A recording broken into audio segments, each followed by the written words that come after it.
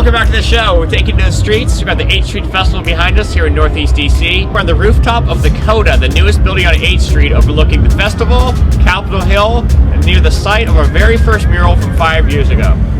But this time, instead of us filling in the lines, you get to do it.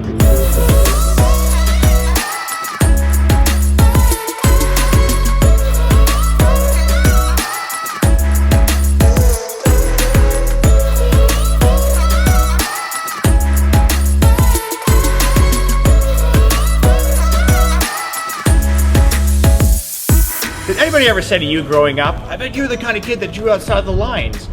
As if the only other option was to draw inside the lines.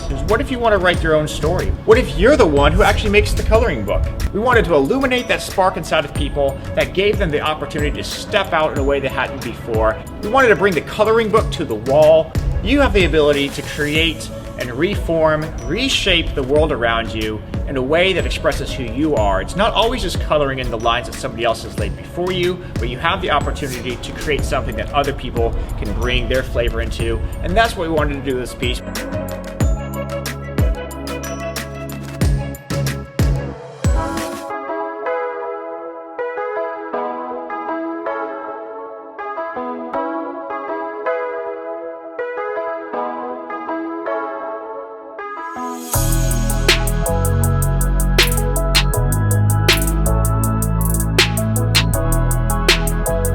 So during the festival, everybody had the opportunity to color inside or outside the lines, depending on their own style. But then we brought our layer over top of that to sharpen things up again, to be able to celebrate and find these fun moments where people brought their personality into the piece.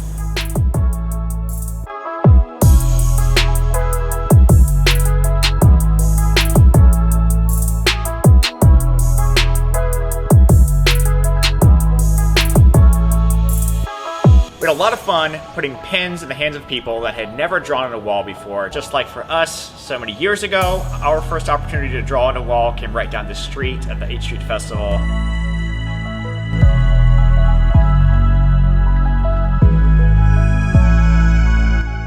Our first mural played on the idea of a seed. We wanted to speak not just about the idea of a new building coming in to replace an old space. We wanted to say that this is something that's growing out of the culture.